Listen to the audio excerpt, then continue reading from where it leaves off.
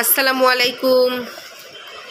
তো এটা হচ্ছে নার্সারি ক্লাসের অর্ধ বার্ষিক পরীক্ষার সাজেশন।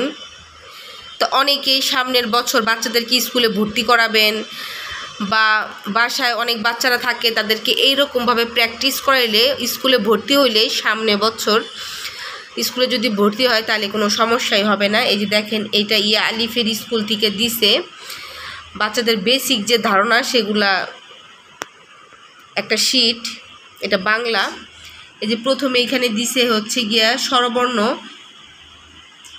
তারপরে দিচ্ছে কারচিহ্ন, স্বরচিহ্ন বা কারচিহ্ন।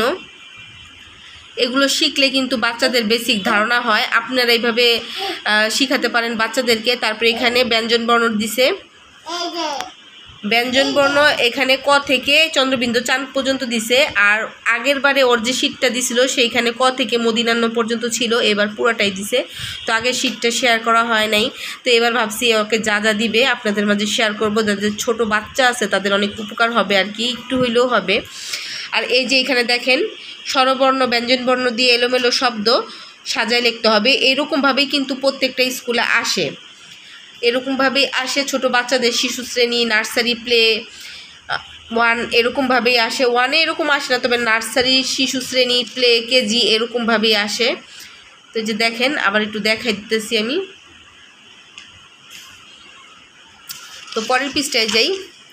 পরের পৃষ্ঠায় আবার কী দেওয়া আছে এইখানে, পরের পৃষ্ঠায় যে স্বরবর্ণ দিয়ে দেখালাম, ওইখানে এখন ব্যঞ্জনবর্ণ দিয়ে উল্টাপাল্টা আছে, মানে এলোমেলো শব্দ সাজায় লেখো, আগের ও পরের বর্ণগুলো লিখো। এই যে এখানে স্বরবর্ণ ব্যঞ্জনবর্ণ দিয়ে দেওয়া আছে। তারপরে আছে শূন্যস্থান পূরণ, এখানেও স্বরবর্ণ ব্যঞ্জনবর্ণ দিয়ে দেওয়া আছে।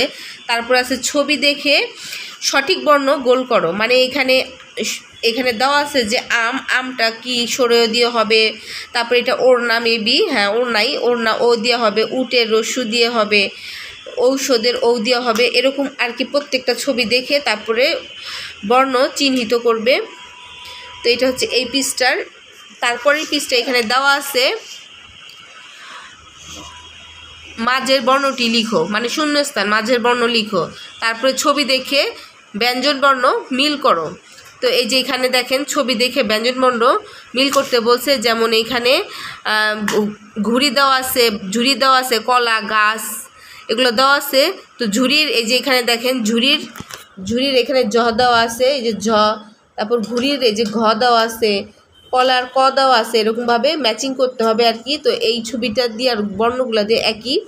আর এইখানে কিছু এক কথায় উত্তর দেওয়া আছে, যেমন তোমার নাম কি, তোমার বাবা ও মায়ের নাম কি, তোমার স্কুলের নাম কি, তোমার দেশের নাম কি, তোমার জন্মদিন কবে, এবং বাংলাদেশের জাতীয় ফুলের নাম, ফলের নাম, বাংলাদেশের জাতীয় পশু পাখির নাম এবং পতাকার রং কী। এগুলো আসে আমরা বাসায় সবাই মুখে মুখে বাচ্চাদের শিখাই। তো এইটুকু আসলে ইয়া আলিফের বাংলার অর্ধবার্ষিক পরীক্ষার সাজেশন। তো আপনারা যদি চান তাহলে আমি ইংরেজি এবং গণিতটাও শেয়ার করব। ওর কিন্তু কবিতাও দিছে, ভোর হলো দোর খোলো কবিতাটা। আরও কিছু প্রশ্ন আছে বাংলার, সেগুলো আমি আপনাদেরকে পরবর্তী ভিডিওতে জানিয়ে দেব। তো সবাই ভালো থাকবেন, আল্লাহ হাফেজ।